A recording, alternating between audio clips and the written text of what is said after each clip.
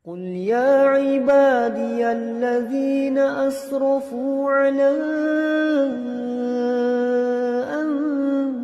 أنفسهم لا تقنطوا من رحمة الله. بسم الله الرحمن الرحيم. السلام عليكم ورحمة الله وبركاته.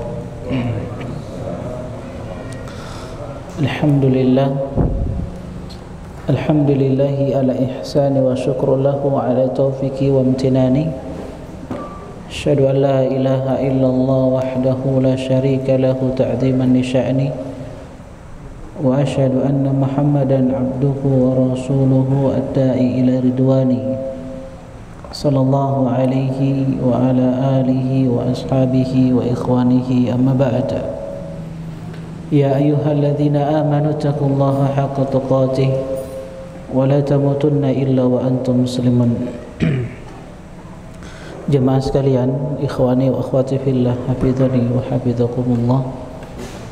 Alhamdulillah, kembali kita bersyukur kepada Allah Subhanahu wa taala di malam yang berbahagia, di tempat yang penuh berkah, di masjid yang sama-sama kita cintai.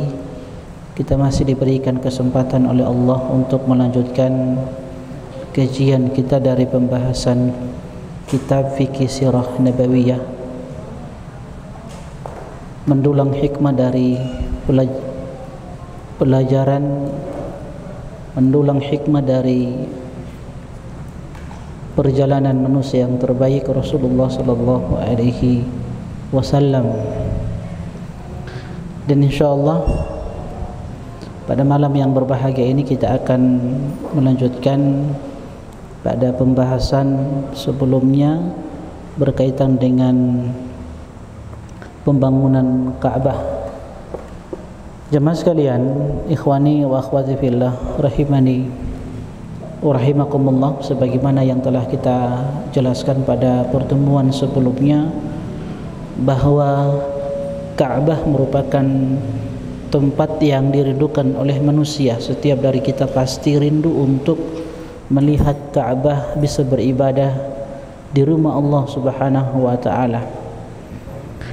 Nah, peristiwa pembangunan Ka'bah ini sebagaimana yang telah kita baca dari buku ini, telah disebutkan oleh penulis, ini terjadi di usia Rasulullah sallallahu alaihi wasallam 35 tahun sebelum beliau ditobatkan sebagai seorang nabi dan seorang rasul. Yang kita tahu bersama bahwa Ka'bah direnovasi karena mengalami banjir ketika itu, yang memang membutuhkan untuk direnovasi kembali. Dan ketika direnovasi, orang-orang Quraisy ketika itu bersepakat untuk mengumpulkan harta yang halal untuk membangun rumah Allah Subhanahu wa taala. Dan ketika Ka'bah ini selesai direnovasi, maka Rasulullah sallallahu alaihi wasallam yang menyatukan orang-orang Quraisy ketika itu dengan meletakkan Ka'bah bersama-sama, meletakkan Hajar Aswad di sudut Ka'bah.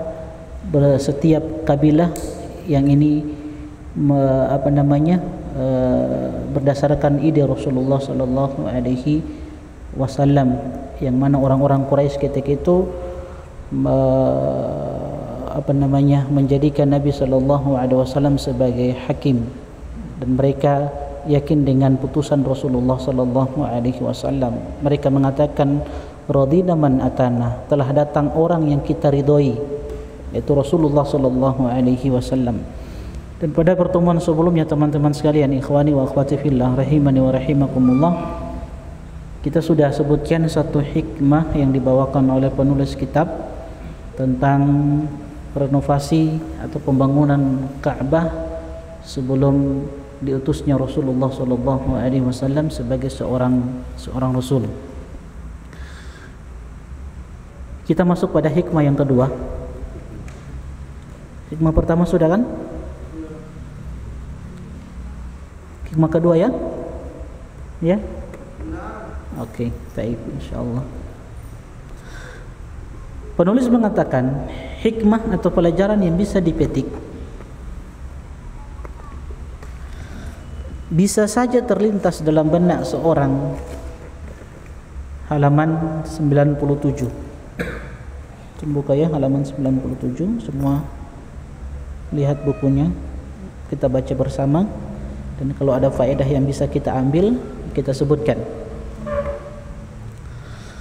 Penulis mengatakan hikmah yang kedua, bisa saja terlintas dalam benak seorang bahwa jalan keluar yang diambil oleh Rasulullah SAW adalah mudah dan biasa-biasa saja.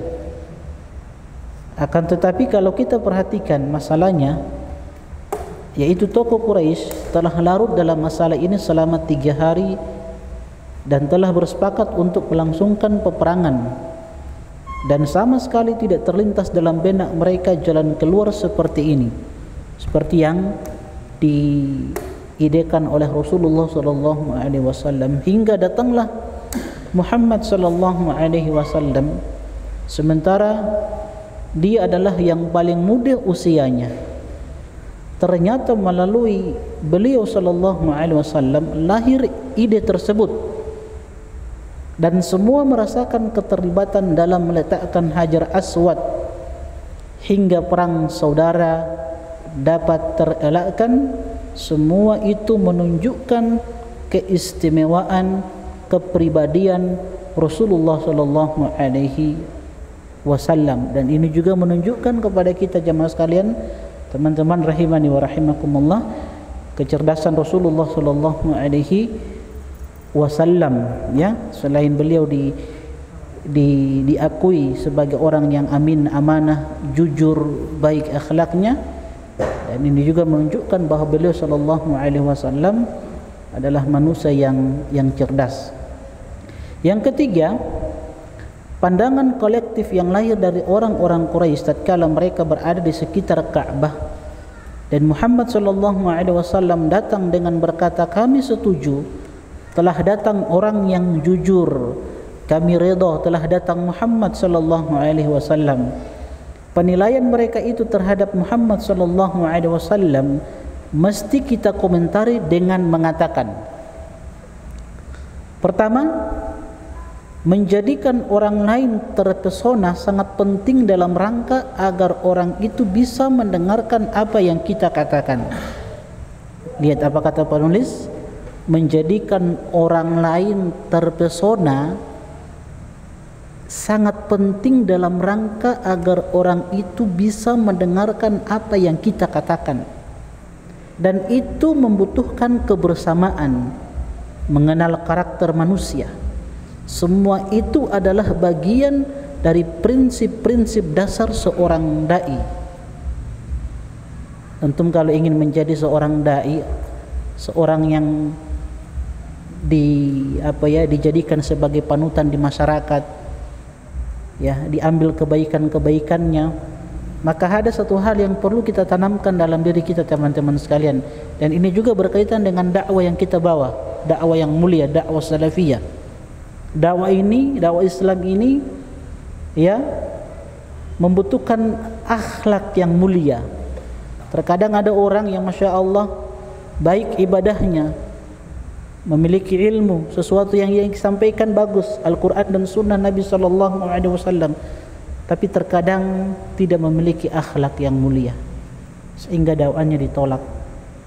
Makanya sahabat Umar ibn Khattab radhiyallahu taala anhu memberikan sebuah pelajaran kepada kita, teman-teman sekalian, bahwa terkadang kalau ada 9 kebaikan pada diri seorang hamba dan ada satu keburukan pada dirinya, terkadang satu keburukan itu bisa mengalahkan 9 kebaikan yang ada pada dirinya.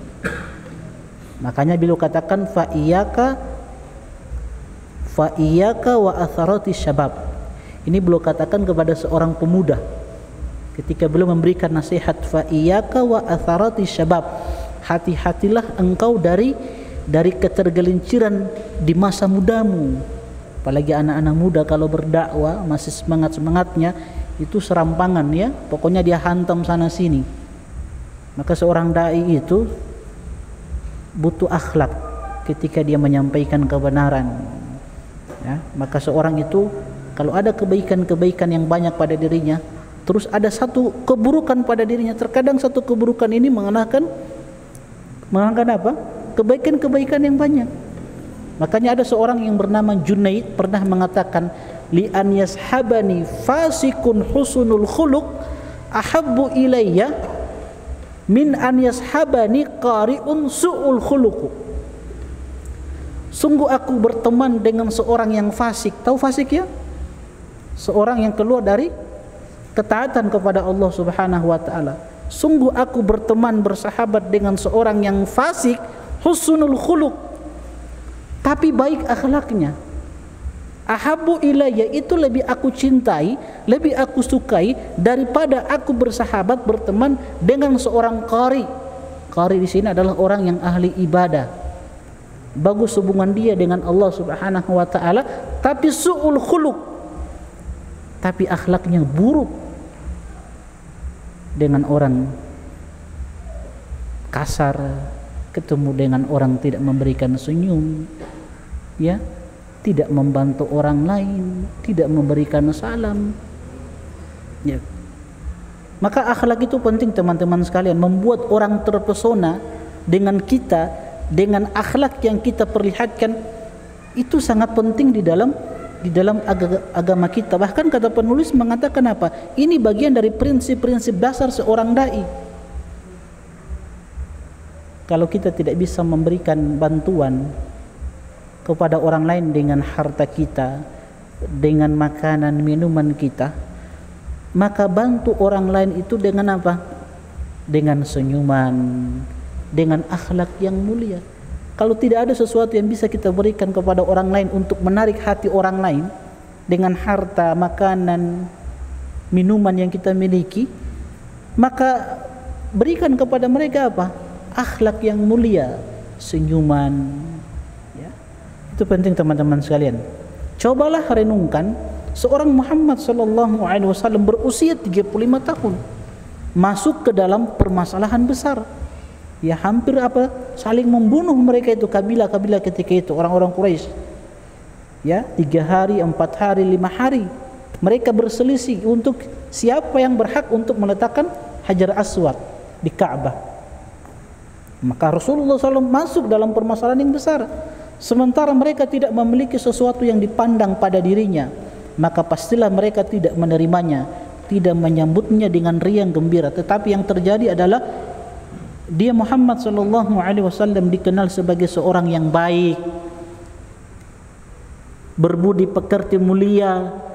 Dia bermasyarakat dan membuat mereka terpesona dengan pergaulannya. Nah, ini teman-teman sekalian, sekali lagi akhlak itu penting. Apalagi kita bermasyarakat, ya, penting akhlak itu kita tunjukkan, kita perlihatkan kepada orang lain sehingga mereka tertarik dengan apa yang kita bawa. Ya. Dia bukanlah sosok pribadi yang dikenal jauh dari masyarakatnya, terkungkung dalam kesendiriannya yang menyebabkan tidak dikenal dan tidak mengenal orang lain. Ya, kemudian dia berteriak ingin menjadi sosok perubahan? Enggak. Maksudnya Rasulullah ini bukan orang yang suka menyendiri. Ya, kalau bahasa kita sekarang ini ikhwan eksklusif. Yang tidak mau bergaul dengan orang lain, yang sudah merasa dia mengenal sunnah, ketika melihat orang lain itu dia anggap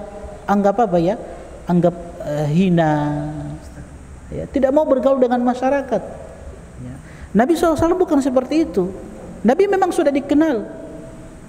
Ya. Jadi Nabi SAW bukan orang yang tidak dikenal dan tidak mengenal orang lain. Kemudian dia berteriak ingin menjadi sosok perubahan, ingin diterima di masyarakat dan ingin mempengaruhi mereka. Langkah pertama yang mesti dilakukan oleh seorang dai adalah bergaul dengan masyarakat dan mengerti tentang pentingnya hidup di tengah-tengah masyarakat.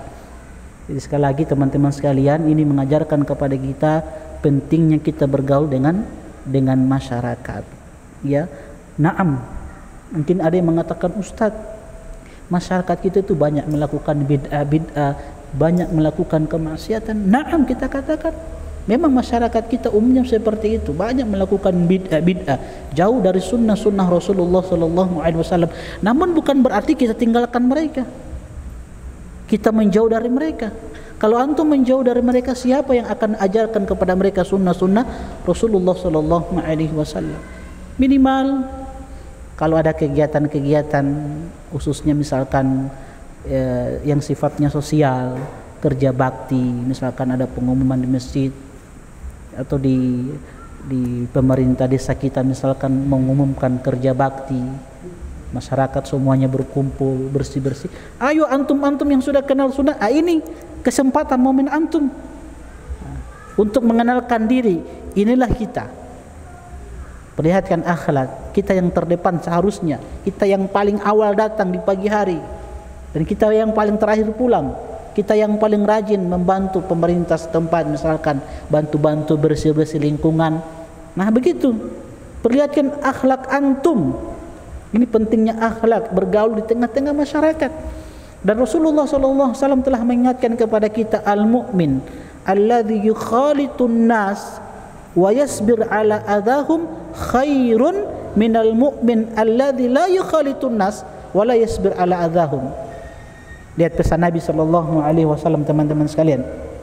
Seorang yang beriman, yang dia bergaul dengan masyarakatnya, ketika dia mendapati masyarakatnya banyak melakukan bid'ah kemaksiatan, hal-hal yang dia ingkari, wa yasbir ala adahum, tapi dia bersabar terhadap gangguan mereka, perbuatan mereka, ya. Itu kata Nabi, khairun, masih lebih baik, bahkan lebih baik daripada seorang mukmin yang dia tidak mau bergaul dengan masyarakatnya, tapi tidak mau bersabar dengan gangguan masyarakat. Jadi kalau kita dapati misalkan di lingkungan masjid ini ada satu tempat yang di situ banyak orang melakukan kemaksiatan, di situ minum khamar, ya, di situ dijadikan tempat orang-orang di situ dia waliyadzubillah mungkin di situ jadi tempat prostitusi, atau di situ mereka nyanyi-nyanyi.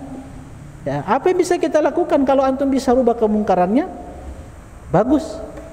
Tapi kalau antum tidak bisa, ya antum bisa datangi mereka dengan cara-cara, misalkan antum bawa sesuatu yang bisa membuat mereka senang.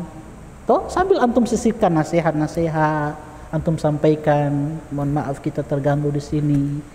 Ya. Yang jelas perlihatkan akhlak yang mulia kepada mereka. Ya, kita bergaul dengan masyarakat dan bersabar atas gangguan mereka, itu masih lebih baik daripada orang yang tidak mau bergaul dengan masyarakat, yang terkesan eksklusif. Dia merasa dia yang paling benar, ya, merasa dia yang satu-satunya dia yang masuk surga. Nah, itu juga tidak baik, teman-teman sekalian. Langkah pertama yang mesti dilakukan oleh seorang dai adalah bergaul dengan masyarakat dan mengerti tentang pentingnya hidup di tengah-tengah masyarakat, walaupun mereka menentang misi sang dai tersebut. Lihat, benar kata Nabi kan, wa yasbir ala adahum, dan bersabar atas gangguan mereka. Terus perlihatkan akhlak yang mulia. Rasulullah SAW semenjak sebelum kenabian telah menentang kejahilian.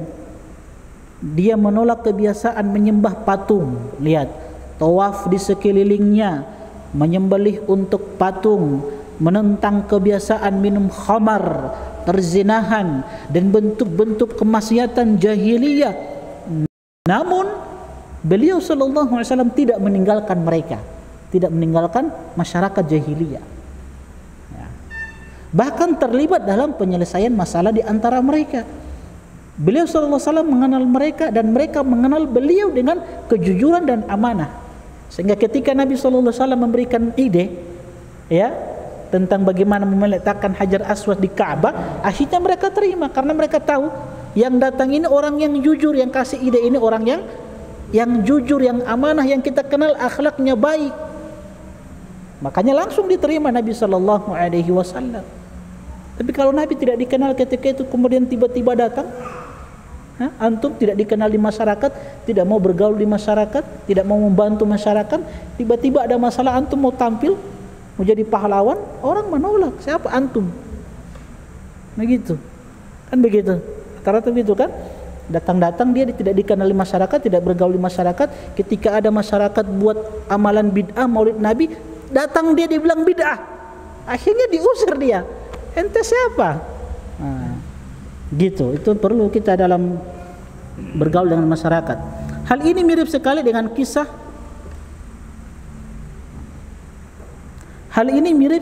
kisah dua orang yang dipenjara bersama Yusuf alaihissalam.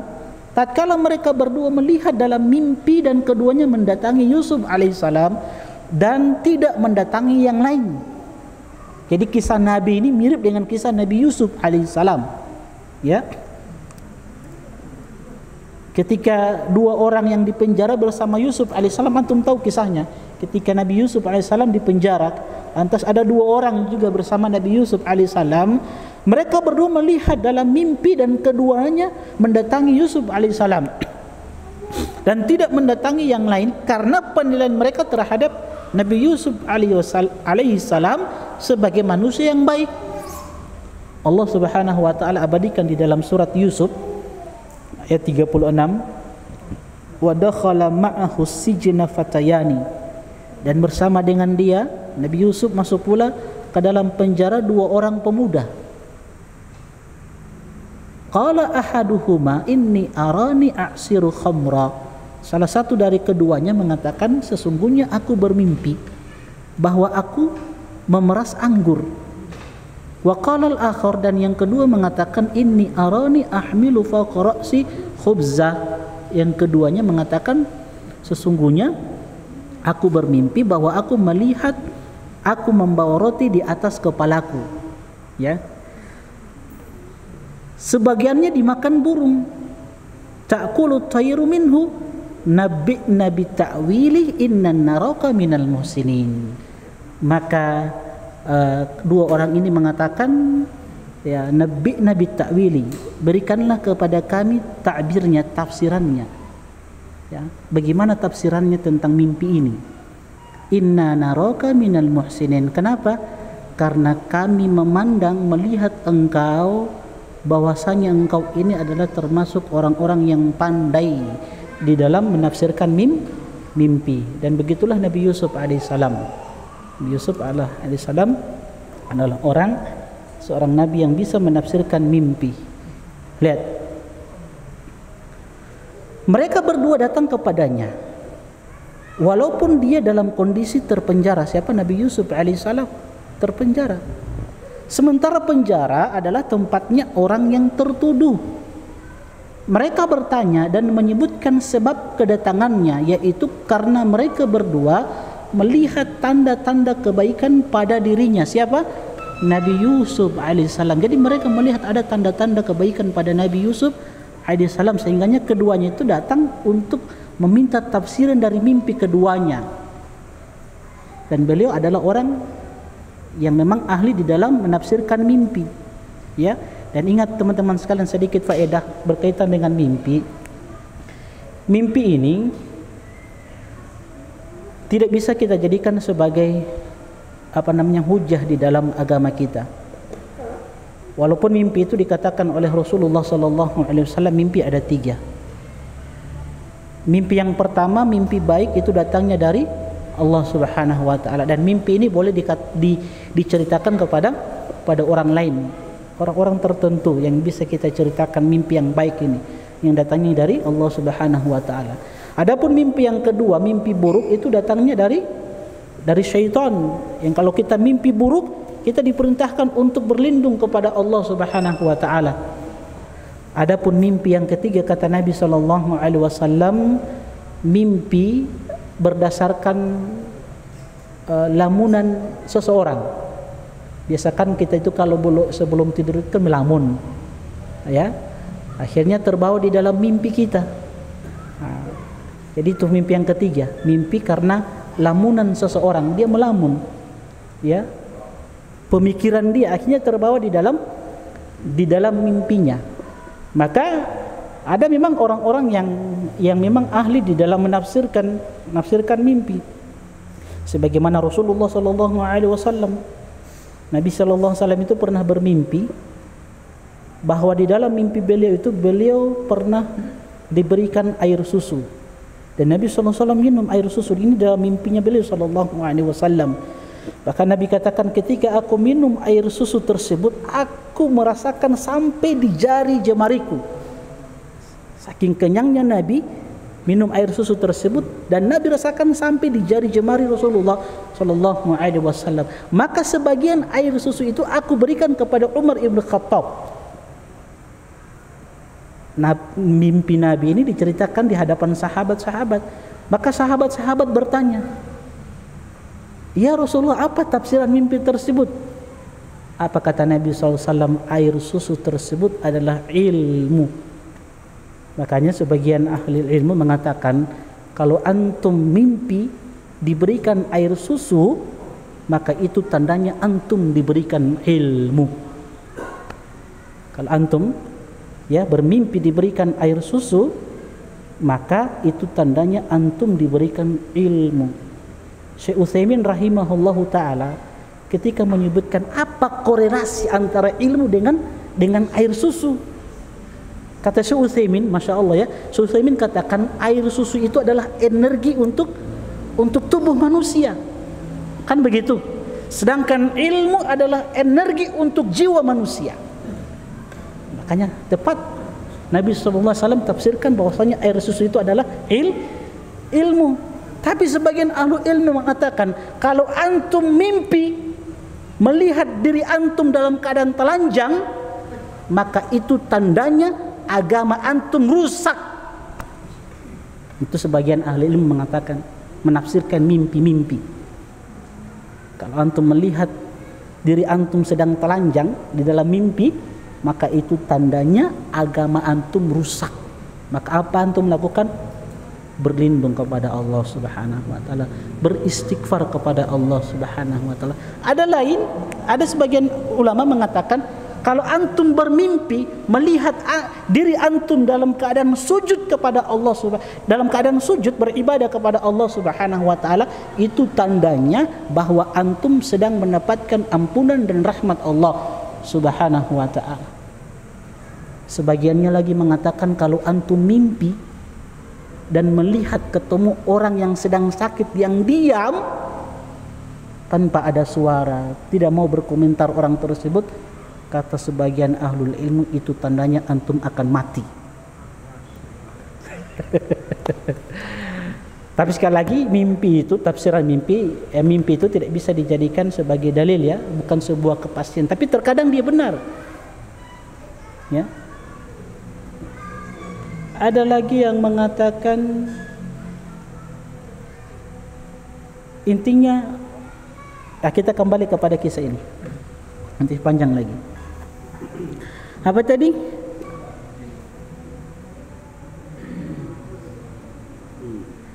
Mereka berdua melihat tanda-tanda kebaikan pada diri Nabi Yusuf alaihissalam, dari segi akhlaknya, budi pekertinya, dan begitulah semestinya seorang dai.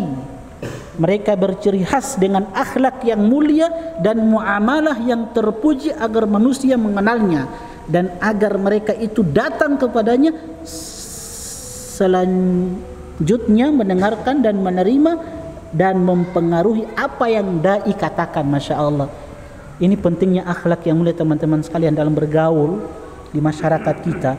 Kalau kita perlihatkan akhlak yang mulia, maka mudah kita untuk meraih hati mereka. Apapun yang kita sampaikan nanti, walaupun dalam perkara di sisi lain apa yang kita sampaikan dari dakwah ini ditolak, tapi kalau kita memiliki akhlak yang mulia di tengah-tengah masyarakat, minimal perkataan kita akan didengar oleh mereka. Akan didengar. Makanya orang Arab mengatakan, penyair Arab mengatakan, ahsin ilan nasi tasta'bid qulubahum. Hendaklah kalian berbuat baik kepada manusia, tasta'bid qulubahum, maka Anda akan menguasai hatinya. Itu orang Arab katakan, ahsin ilan nasi tasta'bid qulubahum. Kalau antum ingin menguasai hati seseorang, maka berbuat baik kepadanya. Antum akan kuasai hatinya. Kenapa? Fa innal insana abidul ihsan. Karena manusia itu hambanya maha yang berbuat baik. Siapa? Allah Subhanahu wa ta'ala. Karena manusia itu mudah ditundukkan dengan kebaikan. Makanya kalau antum ingin meraih hati seorang perempuan, coba berbuat baik kepadanya. Kan rata-rata begitu kalau kita lihat ya, perempuan-perempuan itu, kalau antum banyak melakukan kebaikan kepadanya, antum bisa kuasai hatinya. Jatuh hatinya sama antum.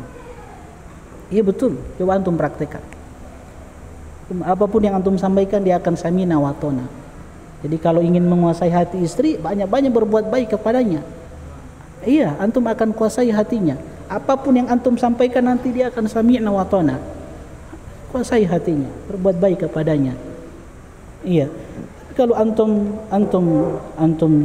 kasar, kemudian bakhil, bonggili sama istri, ya, tidak ada perhatian sama istri, bicara kasar juga, terus tiba-tiba antum mau minta poligami,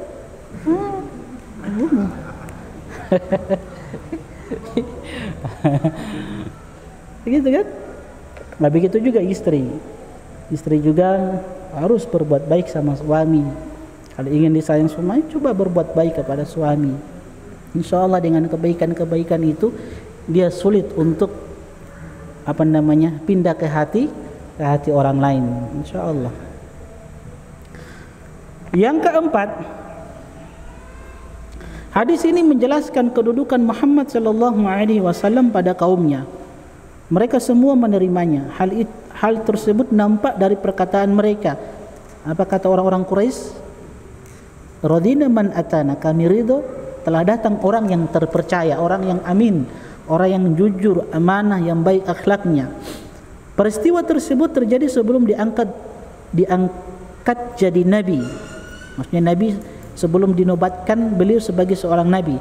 Tetapi setelah diangkat jadi nabi, maka pengakuan tersebut berbalik menjadi pembohong, tukang sihir, dukun. Nah, itu sudah konsekuensi dakwah ya. Nabi saja yang dikenal orang yang amin, baik akhlaknya, jujur. Tapi ketika Nabi itu membawa dakwah yang mulia ini, yang tadinya mereka katakan Nabi amanah, jujur, apa mereka katakan? Nabi dikatakan pembohong, tukang sihir, dukun. Artinya ketika dia berbicara masalah dunia, mereka orang-orang Quraisy mengakuinya sebagai orang jujur dan diterima. Tetapi tatkala berbicara masalah agama mereka, maka berubahlah seorang yang terpercaya menjadi pembohong, tukang sihir dan dukung. Nah, pernyataan mereka itu memakan diri mereka sendiri. Selain itu, ada pelajaran yang berarti, yaitu tatkala seorang dai berhadapan dengan manusia dalam urusan agama dan keyakinan, maka mereka itu tidak akan berdiam diri. Kalau yang dijuluki sebagai terpercaya dan jujur saja, kemudian berubah julukannya menjadi pembohong dan tukang sihir, lalu bagaimana dengan orang yang tidak pernah mendapatkan julukan seperti itu? Ya, kita ini ya. Oleh karena itu tidak perlu gusar dan tidak perlu terpengaruh ketika mendengarkan kata-kata atau julukan-julukan yang dialamatkan kepadanya, karena ia berbicara tentang agama mereka. Jadi ini juga jadi pelajaran bagi kita teman-teman sekalian. Kalau ada orang-orang yang mengalamatkan kepada kita hal-hal yang kita tidak sukai dari bahasa-bahasa yang tidak bagus, maka bersabar. Sebab itu pernah dialami oleh Rasulullah sallallahu alaihi wasallam. Ini seorang nabi, seorang Muhammad sallallahu alaihi wasallam yang dikenal baik akhlaknya, jujur, terpercaya. Namun bersamaan dengan itu ketika beliau mendakwakan Islam ini, sunnah-sunnah beliau, akhirnya beliau dituduh dengan tuduhan-tuduhan yang tidak baik. Yang kelima, telah kita katakan sebelumnya bahwa pada kisah tentara bergajah menjadikan Quraisy terkemuka dan mencuat ke permukaan dibandingkan dengan kabilah lainnya, dan semenjak itu Quraisy menjadi simbol di antara kalangan bangsa Arab karena adanya bentuk perlindungan Allah kepada mereka. Sementara pada hari pembangunan Ka'bah, legenda kedua yang muncul adalah hadirnya seorang Muhammad sallallahu alaihi wasallam.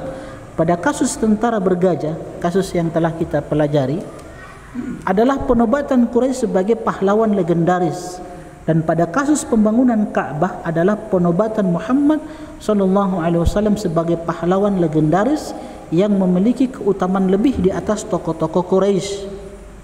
Semua itu sebagai pengantar kenabian yang sebentar lagi akan tiba. Muhammad Abu Syahbah dalam sirah berkata, pada kasus pembangunan Ka'bah itu Muhammad menjadi terkenal. Beliau mendapatkan penghormatan.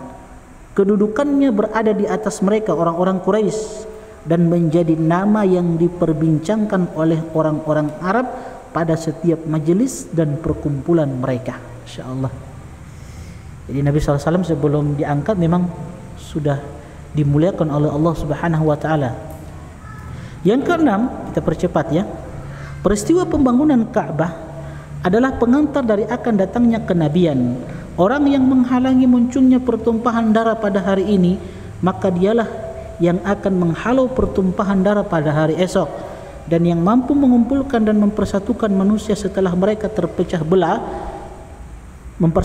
dan yang mampu mengumpulkan dan mempersatukan manusia setelah mereka berpecah belah.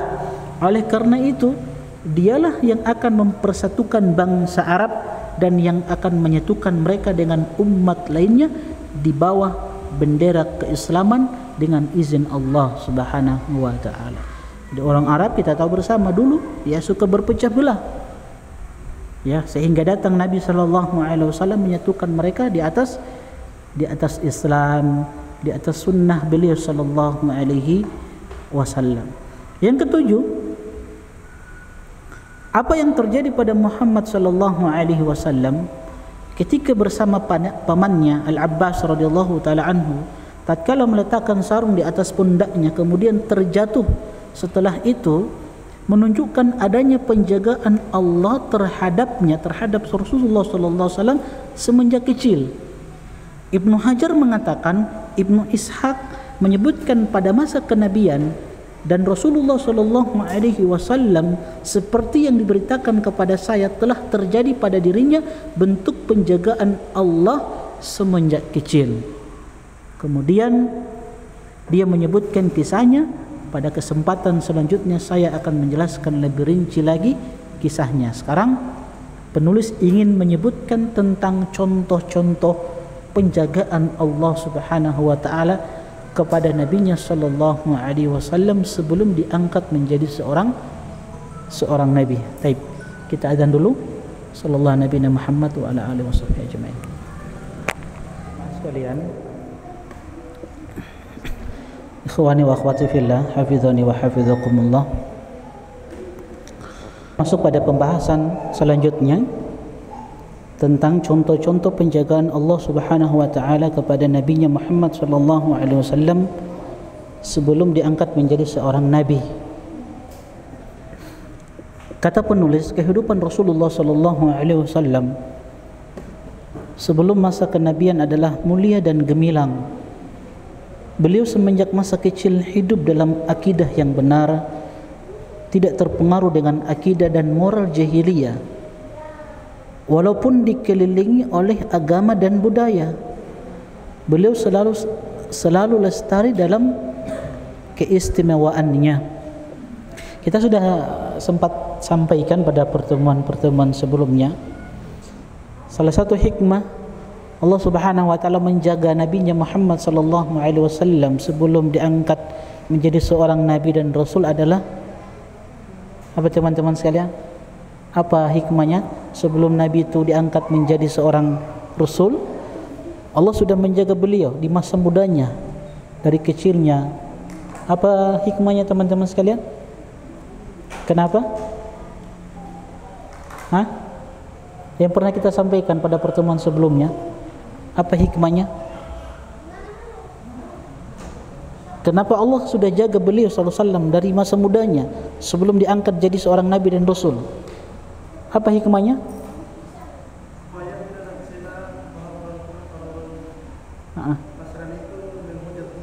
Masya Allah, supaya Allah, Masya Allah, ahsanta ya, mumtaz, Masya Allah, supaya tidak ada celah bagi mereka orang-orang Quraisy ketika Nabi sallallahu alaihi wasallam mendakwahkan Islam untuk menghantam Nabi sallallahu alaihi wasallam, ya, agar dakwah beliau mudah diterima. Tapi kalau Nabi dulunya sama seperti mereka orang-orang jahiliyah, menyembah patung, minum khamar, masa mudanya dihabiskan pada perkara-perkara yang tidak bermanfaat, kemudian tiba-tiba beliau tampil sebagai seorang nabi, seorang rasul, mengajak mereka pada kebaikan. Nanti mereka katakan, ente kan sama dulu seperti kita kan, sehingga berat bagi mereka untuk menerima dakwah Nabi sallallahu alaihi wasallam.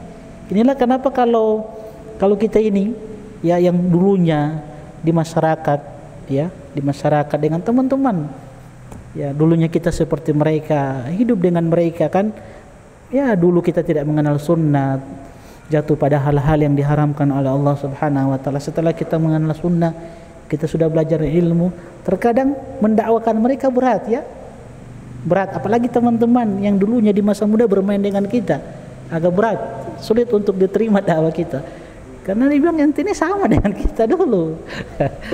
Nah, makanya mendakwahkan orang lain itu lebih mudah, ya, daripada mendakwakan sahabat-sahabat, ya.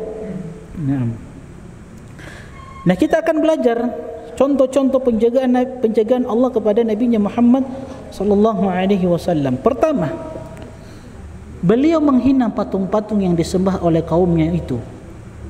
Dia sallallahu alaihi wasallam mengetahui bahwa patung-patung tersebut tidak bisa mendatangkan manfaat dan mudarat. Suatu hari dia bersama maulanya atau mantan budaknya Zaid bin Harisah radhiyallahu taala anhu. Siapa Zaid? Zaid ini adalah anak angkat Nabi sallallahu alaihi wasallam sebelum turun ayat untuk membatalkan, ya, membatalkan apa yang diklaim oleh Nabi sallallahu alaihi wasallam ketika itu, bahwasanya Zaid adalah anak beliau, sehingga dikatakan Zaid bin Muhammad, dan itu dibatalkan oleh Allah Subhanahu wa taala. Dan Zaid ini adalah anak kesayangan Rasulullah sallallahu alaihi wasallam, dan punya anak lagi kesayangan Nabi sallallahu alaihi wasallam. Siapa anaknya? Siapa anaknya Zaid? Usama bin Zaid, ya, jadi anak sama bapak ini dua sahabat yang sangat dicintai oleh Nabi sallallahu alaihi wasallam. Dan Zaid ini kan istrinya kan dulunya adalah Zainab. Setelah itu dinikahi oleh Rasulullah sallallahu alaihi wasallam. Jadi Zaid punya istri dulu namanya Zainab. Kemudian Zainab ini dinikahi oleh Rasulullah SAW. Ini menunjukkan bahwasanya memang Zaid bukan anak kandungnya Nabi SAW, untuk membatalkan klaim orang-orang Arab ketika itu. Nah, makanya istrinya dinikahi oleh Nabi SAW. Kalau anak kandung tidak boleh kan? Nah, baik. Zaid bin Harisah radhiyallahu taala anhu. Jadi suatu hari Nabi SAW bersama mantan budaknya, siapa? Zaid bin Harisah radhiyallahu taala anhu, dan ada patung yang bernama Isab dan Nailah. Dua patung ini pernah kita sebutkan, ya. Siapa Isab dan Nailah ini? Ya. Dulu ini dua sejoli yang saling mencintai, cuman orang tua mereka tidak merestui cinta mereka, ya. Isab sama Nailah. Akhirnya mereka janjian untuk bertemu di mana? Di musim haji, dan mereka melakukan perzinahan di dalam Ka'bah di malam hari. Kemudian Allah kutuk mereka menjadi patung. Siapa? Isab dan Nailah. Baik. Isab dan Nailah. Patung-patung itu diusap oleh orang-orang musyrik bila mereka tawaf.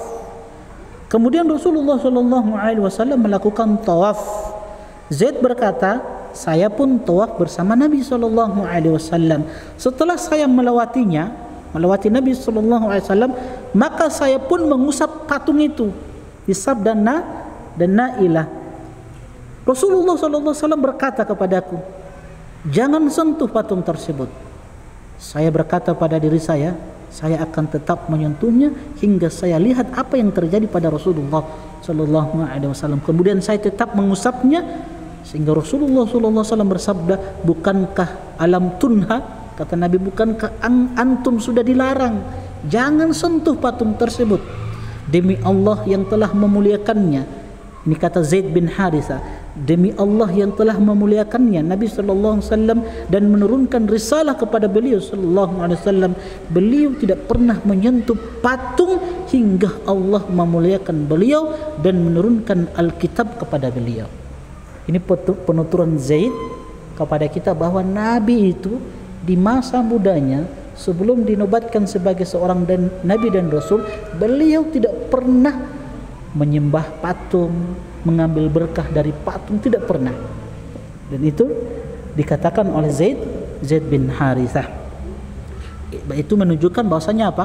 Allah menjaga Nabi SAW. Yang kedua, dia sama sekali tidak pernah meminum khamar. Nabi SAW tidak pernah meminum khamar dan tidak pernah mendekati kemaksiatan dan tidak terlibat dalam permainan judi atau permainan yang tidak berguna, hal-hal yang tidak bermanfaat, yang sia-sia. Itu tidak pernah dilakukan oleh Nabi SAW. Dan sekali lagi, ini adalah penjagaan Allah kepada beliau SAW. Makanya di dalam Al-Quran Allah mengatakan, walaula an thabbatnaka laqad kitta tarkanu ilaihim syai'an qalila. Makanya kita ini butuh penjagaan Allah Subhanahu wa taala. Kita butuh kepada Allah agar dia, Allah Jalla Jalaluhu, senantiasa menjaga kita. Nabi SAW saja dijaga oleh Allah. Walaula an thabbatnak, apa kata Allah? Kalau bukan sekiranya kami yang mengokohkan engkau wahai Muhammad, kami yang menjaga engkau, laqad kita tarkanu ilaihim syai'an qalila. Kalau bukan kami yang menjaga kamu wahai Muhammad sallallahu alaihi wasallam, maka sungguh engkau hampir-hampir saja condong kepada mereka, orang-orang jahiliyah. Hampir-hampir saja engkau condong. Nanti kisah berikutnya, Nabi sallallahu alaihi wasallam hampir-hampir ikut dalam kemaksiatan orang-orang Quraisy. Nanti ada kisah yang ketiga. Tapi Allah menjaga beliau, Allah menidurkan beliau sallallahu alaihi wasallam. Walaupun beliau sallallahu alaihi wasallam senantiasa bergaul bersama masyarakatnya, hidup dengan mereka dan menemani mereka dalam aktivitas keseharian yang diperbolehkan. Yang ketiga, ada kemaksuman yang menjaganya. Ada kemaksuman yang menjaganya dari kesalahan-kesalahan moral.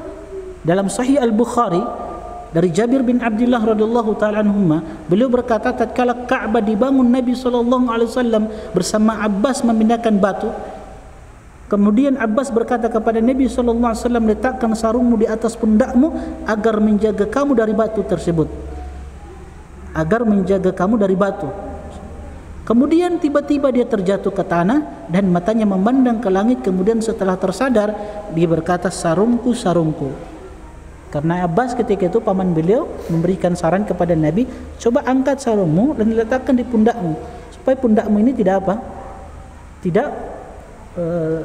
Tidak apa namanya? Ya, tidak terlukai dengan batu-batu yang engkau letakkan di pundakmu. Coba pakai sarung. Kalau pakai sarung kan tidak sakit toh, tidak melukai ini pundak. Maka ketika Nabi ingin mengangkat sarungnya, nanti kan konsekuensinya terlihat apa? Aurat.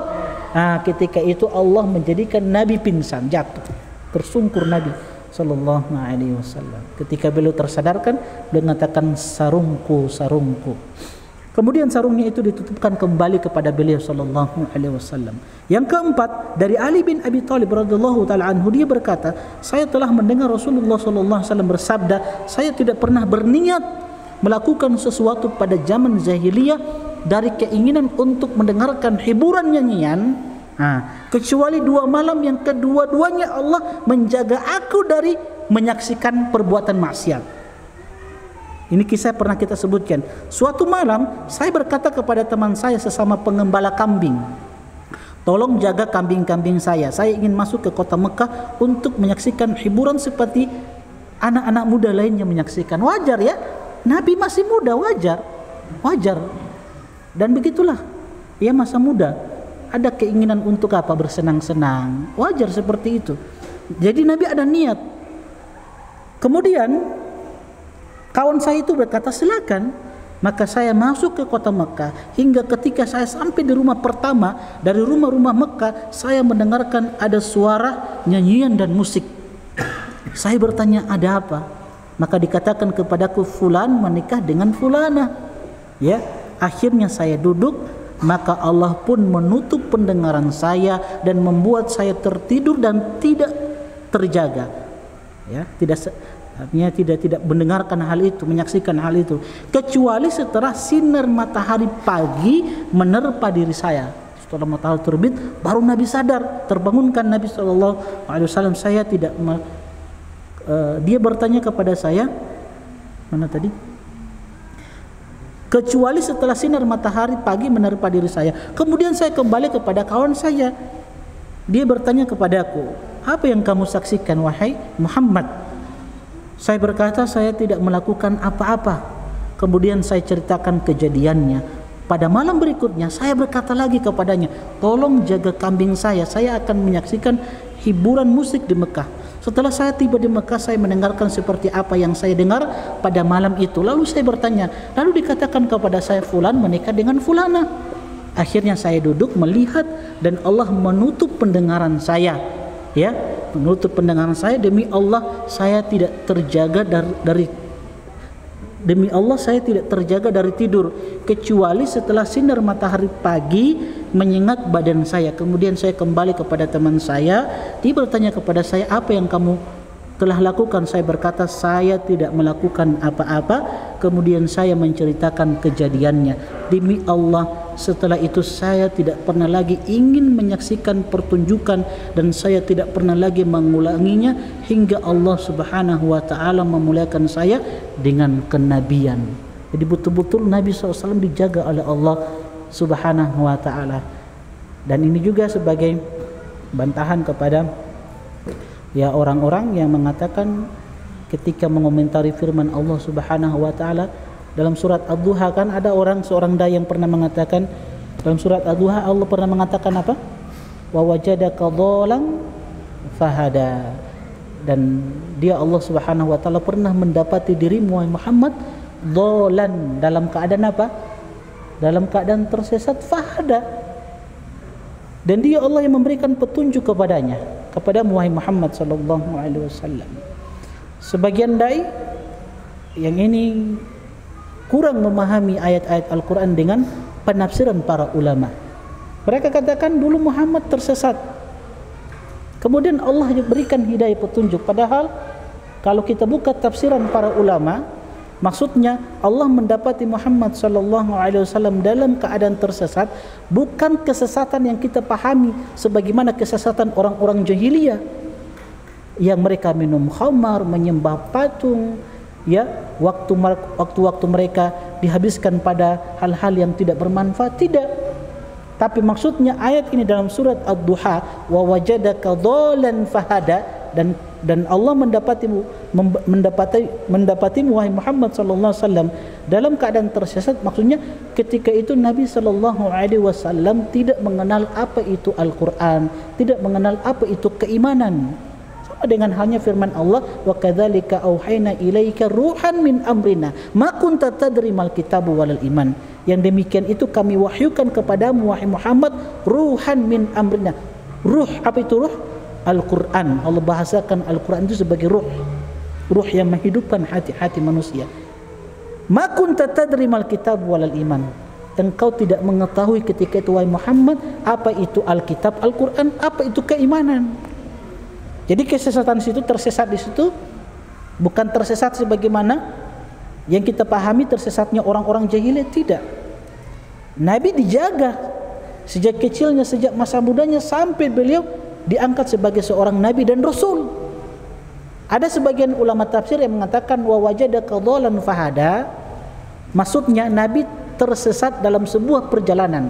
Dalam satu perjalanan Nabi tersesat. Kemudian Allah mengutus Jibril alaihissalam untuk memberikan arahan petunjuk ke rute yang benar. Itu maksudnya. Tapi sebagian ahlu tafsir dan mayoritas para ulama menafsirkan bahwa maksudnya Nabi tidak mengenal yang namanya apa? Al-Quran. Apa itu keimanan? Kemudian Allah kasih petunjuk, Allah kasih bimbingan berupa Al-Quran yang Allah turunkan kepada beliau sallallahu alaihi wasallam. Bukan tersesat sebagaimana kesesatan orang-orang jahiliyah yang menyembah patung, minum khamar, berzina, main judi dan hal-hal yang lainnya. Bukan. Jelas ya? Jadi Allah menjaga beliau sallallahu alaihi wasallam. Maka teman-teman sekalian, hal yang seperti ini kita butuhkan di dalam kehidupan kita. Kita butuh sekali penjagaan Allah Subhanahu wa taala. Makanya tadi ayat yang kita sebutkan, walaula an thabbatnaka laqad kitta tarkanu ilaihim syai'an qalila. Kalau bukan kami yang mengokohkan engkau wahai Muhammad, kalau bukan kami yang menjaga engkau wahai Muhammad, sungguh engkau hampir-hampir ikut bersama mereka, orang-orang jahiliyah, di dalam kemaksiatan mereka. Jadi yang menjaga dan melindungi kita siapa jamaah sekalian? Allah Subhanahu wa taala. Yang memberikan keistiqomahan kepada kita Allah Subhanahu wa taala. Maka di sini pelajaran seorang hamba itu tidak boleh ujub dengan amalan-amalan dia. Tidak boleh ujub dengan kehebatan dirinya, tidak.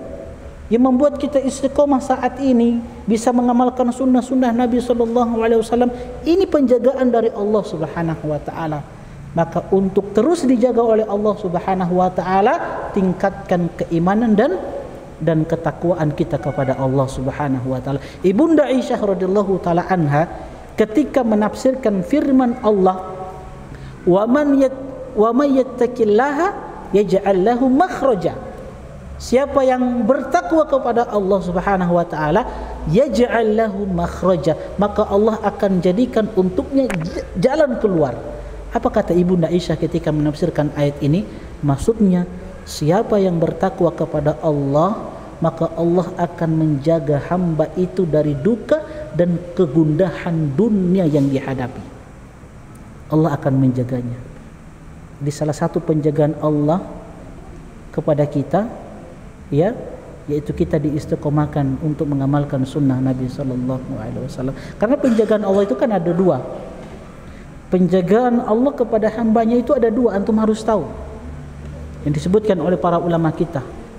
An-naw'ul awal, jenis pertama penjagaan Allah kepada hambanya, Allah menjaga hambanya ya untuk kemaslahatan dunia hamba itu. Allah menjaga harta kita, Allah menjaga tubuh kita. Ini berkaitan dengan kemaslahatan apa? Kemaslahatan dunia kita. Allah jaga tubuh kita, Allah jaga kita dari rasa sakit, Allah jaga harta kita, Allah jaga anak-anak kita, Allah jaga istri-istri kita. Itu penjagaan Allah yang pertama yang berkaitan dengan kemaslahatan dunia kita. Makanya kata Nabi sallallahu alaihi wasallam, "Innallaha ta'ala yahmi 'abdahul mu'minad dunya wa huwa yuhibbuhu." Rasulullah sallallahu alaihi wasallam bersabda, sesungguhnya Allah itu menjaga dan melindungi hambanya yang beriman dari dunianya, padahal hamba itu cinta dengan dunia. Kama tahmuna maridakum at-ta'ama wasyarab, sebagaimana kalian menjaga orang sakit, takhafuna alaihi, dari makanan-makanan, minuman yang bisa membahayakan dia. Jadi perlindungan Allah, penjagaan Allah kepada hamba-hambanya sebagaimana penjagaan kita kepada orang yang sakit. Orang sakit kalau kita jaga toh hati-hati toh memberikan makanan dan minuman, kan begitu. Begitu pula Allah menjaga hamba-hambanya dari fitnah dunia bagi orang-orang yang beriman dan bertakwa. Dan Nabi SAW menegaskan, ihfazillaha yahfazka, jagalah Allah maka Allah akan menjaga dirimu. Jadi kalau ingin dilindungi, dijaga oleh Allah, maka jagalah Allah. Maksudnya apa jagalah Allah? Jagalah batasan-batasan Allah, jaga hukum-hukum Allah, jaga perintah-perintah Allah, tinggalkan larangan-larangan Allah Subhanahu wa taala, yahfazka kata Nabi, maka Allah akan menjaga dan melindungi dirimu kata Nabi sallallahu alaihi wasallam. Allah akan menjaga kemaslahatan dunianya, harta dia, anak dia, tubuh dia, ya, kesehatan dia. Makanya kata para ulama, ada seorang yang bernama Abu Tayyib At-Tabari. Abu Tayyib At-Tabari rahimahullahu taala. Beliau seorang alim, seorang yang ahli ibadah, yang masa mudanya itu dijaga, ya, dijaga dengan ketaatan, tidak melakukan kemaksiatan. Suatu hari ketika umurnya itu sudah tua, beliau ingin menaiki perahu. Antara daratan dan perahu itu, ya, perahu ini tidak bersandar bagus di daratan, sehingga dia mudah bagi dia untuk naik ke perahu. Ternyata perahu ini agak jauh dari daratan. Maka apa yang dia lakukan ketika itu untuk menaiki perahu? Mau tidak mau harus apa? Harus apa? Harus, kalau berenang basah. Apa? Harus berlompat, harus loncat dia ke perahu. Maka dia loncat ke perahu. Maka orang-orang ketika melihat Abu Tayyib At-Tabari rahimahullahu taala, mereka takjub, kaget dan heran. Ini sudah tua, tapi bisa melakukan loncatan yang luar biasa yang tidak bisa dilakukan kecuali anak muda. Hanya anak muda. Kalau seumuran opa begini tidak boleh. Masih boleh. Tapi dia loncat. Yang itu hanya bisa dilakukan oleh anak muda. Maka orang-orang kaget, heran. Lantas apa kata Abu Tayyib At-Tabari rahimahullahu taala? Beliau katakan, "Hadhil jawarih hafidnaha fis sigari." Tubuh ini kami jaga dari segala bentuk kemaksiatan ketika masih muda. Ketika kami masih muda, tubuh ini kami jaga dia dari kemaksiatan. Fahafidhahullahu alaina fil kibari. Sehingga di masa tua ini Allah menjaga tubuh ini. Masih diberikan kekuatan. Makanya ahlul hikmah mengatakan, atau sebagian salaf mengatakan, al-alim la yakhraf. Seorang yang berilmu itu tidak akan pernah pikun. Orang yang berilmu, bertakwa, beriman kepada Allah, yang menjaga dirinya dari kemaksiatan, tidak akan pernah pikun. Tidak akan pernah pikun. Allah akan jaga dia. Sampai di masa tuanya Allah jaga dia. Makanya kita dapati ada orang-orang yang sudah tua dan dia pikun. Itu akibat dari perbuatan dia di masa mudanya. Iya, pikun. Sehingga membuat orang lain susah, ya. Tapi orang yang beriman, berilmu, itu tidak akan apa? Tidak akan pikun. Dan itu wakil terjadi. Banyak kita saksikan, ya, ulama-ulama Madinah saat ini yang sudah tua, yang masih hidup, tapi masih mengajarkan ilmu. Kita ambil contoh Syekh Abdul Muhsin Al-Abbad. Syekh Abdul Muhsin Al-Abbad, ya, ulama hadis yang masih hidup di zaman kita. Ya, ahlu hadis di zaman kita. Syekh Abbad itu umurnya itu sudah berapa? Sudah tua beliau.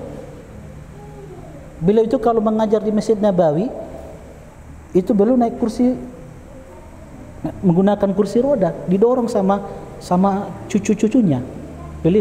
Beliau hafizahullahu taala, didorong sama cucunya ke Masjid Nabawi mengajarkan ilmu. Sudah tua. Namun bersamaan dengan itu, kalau antum menghadiri majelisnya Syekh Abdul Muhsin Al-Abbad, ketika beliau mengajarkan buku-buku hadis Bukhari, Sahih Muslim, Ibnu Majah, Tirmidzi, An-Nasa'i, ini buku-buku hadis. Antum akan dapati ketika beliau mengomentari rawi-rawi, periwayat hadis, beliau katakan orang ini thiqah, fulan thiqah. Lihat masih kuat ingatannya, hafalannya. Bahkan beliau pernah mengajar anak ketika itu di Fakultas Syariah. Seingat saya waktu itu kita semester 5 atau semester 6 saya lupa. Beliau mengajar mata kuliah hadis Ibnu Majah ketika itu. Beliau di kelas didorong sama cucunya yang absen, mahasiswa cucunya. Beliau datang tinggal mengajarkan hadis. Ada seorang talib mahasiswa yang bacakan hadisnya, beliau yang syarah, beliau yang jelaskan. Itu saya melihat beliau hafizahullah taala ya, dengan umur yang sudah tua seperti itu masih kuat hafalannya, masih bisa mengomentari rawi-rawi. Insyaallah. Hanya ya betul apa yang dikatakan oleh para ulama bahwa al-alimu la yakhraf. Ulama itu, orang yang berilmu itu yang senantiasa menjaga dirinya mereka, menjaga diri mereka dari segala bentuk kemaksiatan, maka mereka tidak akan pernah pikun. Mereka akan senantiasa dijaga oleh Allah Subhanahu wa taala. Ada satu perkataan dari Muhammad bin Ka'ab Al-Qurzi rahimahullahu taala. Beliau mengatakan, "Man hafizal Qur'ana mutti'a bi aklihi wa in balagha minal umri mi'ati sanah." Siapa yang menghafal Al-Quran mutti'a bi aklihi, maka dia akan diberikan sebuah nikmat dengan akalnya yang tidak akan rusak. Siapa yang menghafalkan Al-Quran, maka akalnya akan senantiasa dijaga oleh Allah Subhanahu wa taala. Wa in balagha minal umri mi'atai sana, walaupun ia telah mencapai 200 tahun dari umurnya. Ya. Sehingganya kata para ulama, sebagian salaf mengatakan, kalau ada orang yang meminta nasihat kepada antum, maka katakan kepada orang itu sebuah nasihat dari Nabi sallallahu alaihi wasallam. Katakan kalau ada orang yang meminta nasihat kepada antum, katakan nasihat ini. Apa itu? Ihfazillah yahfazka. Jaga Allah, maka pasti Allah akan menjaga dirimu. Kalau ada orang minta nasihat kepada kita, akhi, berikan nasihat kepada anak. Selain kita kasih nasihat ketakwaan untuk bertakwa kepada Allah, maka katakan kepadanya, ihfazillah yahfazka. Jaga Allah, maka Allah akan menjaga dirimu. Itu jenis pertama, penjagaan Allah kepada hambanya berkaitan dengan apa? Kemaslahatan dunianya. Yang kedua, dan ini yang paling penting yang kita butuhkan, apa itu teman-teman sekalian? Penjagaan Allah berkaitan dengan agama kita, akidah kita, manhaj kita, terutama ketika kita menghadapi yang namanya apa? Sakratul maut. Ini kesempatan waktu-waktu yang dimana kita butuh pertolongan Allah Subhanahu wa ta'ala. Allah akan memberikan pertolongannya kepada siapa? Orang-orang yang senantiasa menjaga ketaatannya kepada Allah Subhanahu wa ta'ala.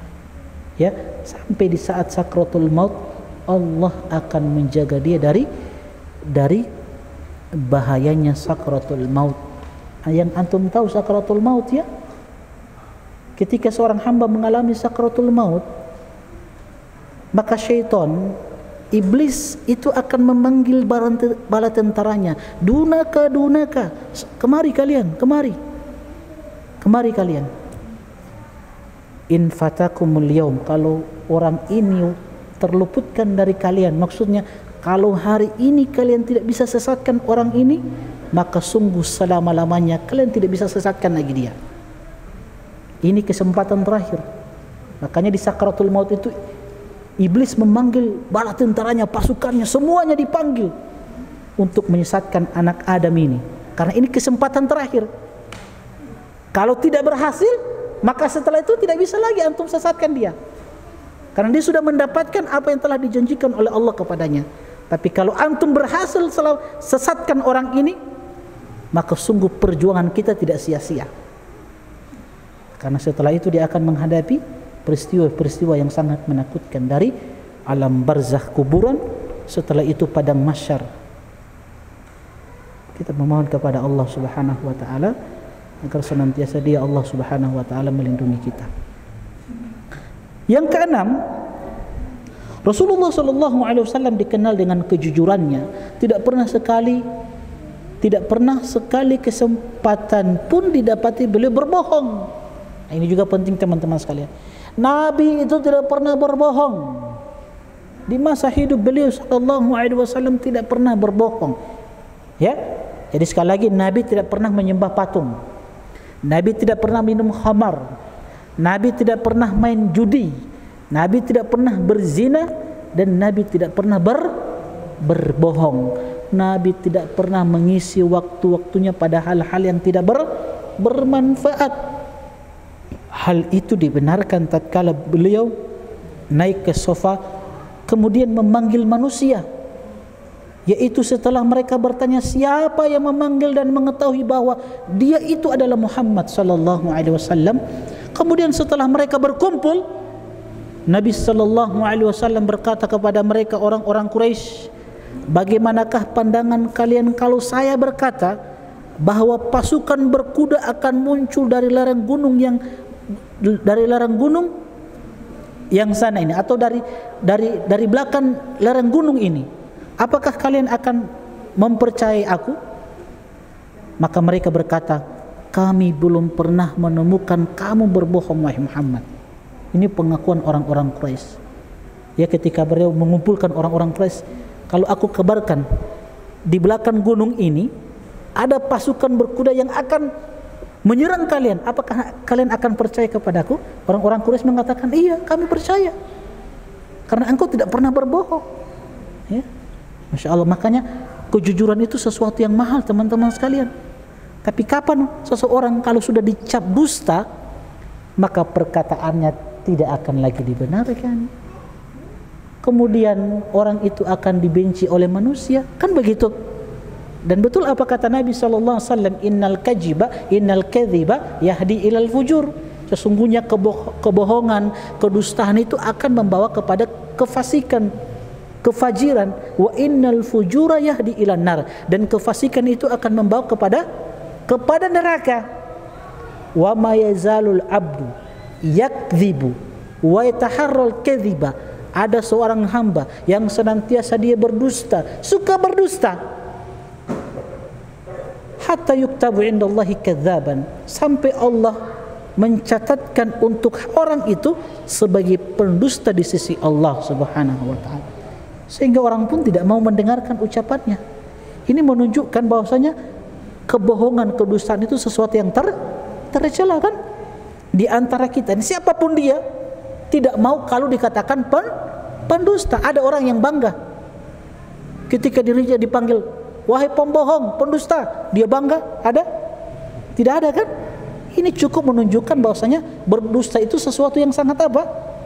Sesuatu yang tercela. Dan Nabi katakan, al-mu'min la yakdzib. Orang beriman itu tidak berbohong. Orang beriman tidak pernah berbohong, dia tidak pernah berdusta. Karena sesuatu yang tercela. Ya. Ini teman-teman sekalian, kita harus berusaha untuk meninggalkan yang namanya kedustaan. Dan bentuk-bentuk kedustaan itu banyak sekali terjadi. Banyak kita dapati di masyarakat. Contoh, kita sedikit sebutkan bentuk-bentuk kedustaan. Seorang ibu mengatakan kepada anaknya, ta'al huna, sini anakku, kemari, utika syai'an, aku ingin berikan sesuatu kepadamu. Ketika anaknya datang kepada ibunya atau kepada bapaknya, maka dia tidak berikan sesuatu yang dia janjikan kepada anaknya. Itu bentuk kedustaan. Bentuk kedustaan. Atau kedustaan yang banyak dilakukan oleh manusia. Apa itu? Bercanda pada hal-hal, bercanda dengan kisah-kisah yang tidak ada asal usulnya. Kisah-kisah yang tidak benar. Tujuannya apa? Untuk menjadikan orang lain itu tertawa, senang, bahagia. Itu juga bentuk-bentuk kedustaan. Banyak kita lakukan seperti itu. Yang Nabi ancam dengan apa? Wailun, celaka. Wailul, celaka bagi orang-orang yang bercerita bihaditsin, dengan sebuah kisah, liyudhika bihil qaum, yang kemudian dia berdusta dengan kisah tersebut. Tujuannya agar orang lain itu senang, tertawa, gembira, suka dengannya. Wailul lahu fawailul lahu, kata Nabi, celaka dia, binasa dia. Ini ancaman, ya, bagi orang-orang yang suka suka menghibur orang lain. Ini ancaman bagi pelawak. Bagi pelawak yang membuat cerita-cerita yang tidak benar, tujuannya apa? Supaya orang lain apa? Tertawa, senang, bahagia. Itu bentuk kedustaan yang telah diancam oleh Nabi SAW, dan banyak lagi bentuk-bentuk kedustaan yang sering kita lakukan, yang terjadi. Ya, yang terjadi, yang sering kita lakukan. Dan antum tahu ancaman dari Nabi SAW, cukuplah apa yang Nabi ceritakan kepada kisah tentang siksaan seseorang di dalam neraka. Hadisnya panjang, intinya ketika Nabi SAW diperlihatkan neraka, ya, ada 2 orang utusan Allah yang diutus kepada Nabi SAW, dan 2 orang ini membawa Nabi SAW. Nabi mengatakan, aku mendatangi seseorang yang orang itu dia memotong-motong lidahnya, menghancurkan matanya. Nabi katakan, ternyata orang ini fa innahu rajulu kharaja min baitihi. Orang ini keluar dari rumahnya dan dia menyebarkan kedustaan di tengah-tengah manusia. Dia keluar dari rumahnya, pindah dari satu rumah ke rumah lainnya. Biasanya seperti ini siapa? Ibu-ibu, kan begitu. Ibu-ibu yang biasanya begitu. Ya, bakar lota, pindah dari satu rumah ke rumah lainnya, atau dari satu majelis ke majelis lainnya. Dia membawa kedustaan-kedustaan. Nabi katakan, orang ini aku lihat di dalam neraka, dia memotong-motong lidahnya sampai ke belakangnya. Ini ancaman berdusta, jemaah sekalian. Dan kedustaan yang paling berbahaya itu, dari dusta-dusta yang ada, dari bentuk-bentuk kedustaan, adalah berdusta atas nama Allah dan berdusta atas nama Rasulullah SAW, yang insya Allah kita akan sebutkan pada pertemuan selanjutnya. Ya, Allahu Ta'ala alam. Kita akan sebutkan dengan hikmah-hikmah. Setelah itu kita masuk pada bab yang kedua, sejarah perjalanan Nabi dari kenabian hingga hijrah ke negeri Habasyah.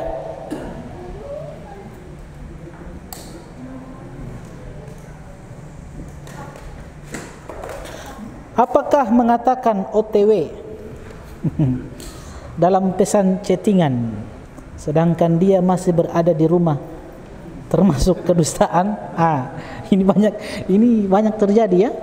Biasanya begitu, masih di rumah, ya, baru selesai mandi, belum pakai pakaian, dia bilang dalam perjalanan. Ini berdusta ini. Hati-hati antum.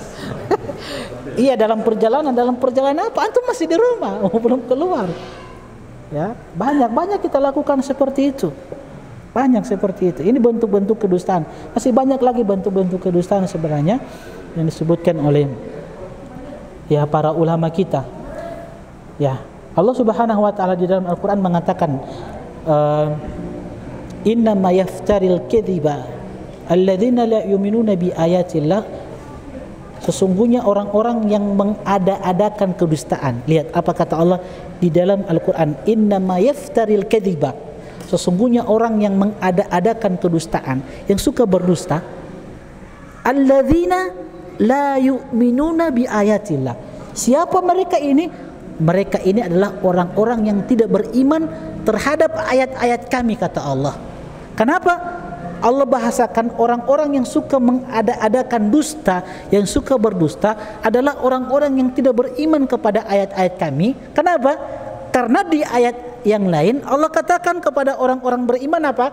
Ya ayyuhalladzina amanu, wahai orang-orang yang beriman, ittaqullaha, bertakwalah kalian kepada Allah, wa kunu ma'as shadiqin. Hendaklah kalian bersama orang-orang yang apa? Orang-orang yang jujur. Orang-orang yang senantiasa berkata dengan perkataan yang benar. Ya ayyuhalladzina amanu ittaqullaha wa qulu qawlan sadida. Wahai orang-orang yang beriman, ucapkanlah perkataan yang benar, jangan berdusta.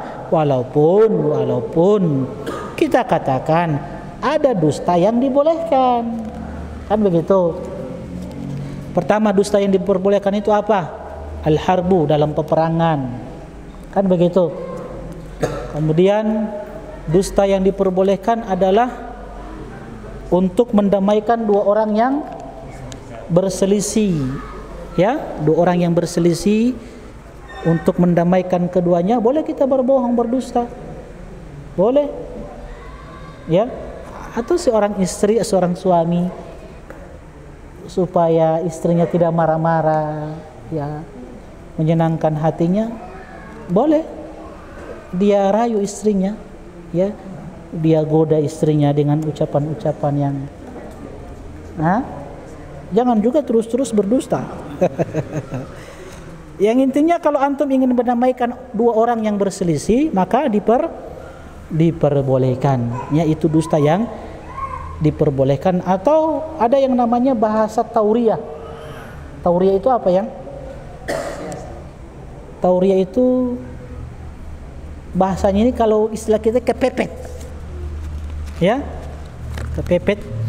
Jadi kita boleh berbohong untuk sebuah kemaslahatan, berbohong untuk sebuah kemaslahatan, itu namanya tauriyah, ya, siasat, ya, namanya tauriyah. Intinya untuk kemaslahatan boleh kita berbohong. Naam. Allah taala alam. Ustaz, amalan apa yang dilakukan supaya meraih husnul khatimah? Nah, teman-teman sekalian, husnul khatimah tidak bisa diraih kecuali dengan amalan soleh. Amalan soleh diantaranya senantiasa menghadiri majelis ilmu, ya, menghadiri majelis ilmu.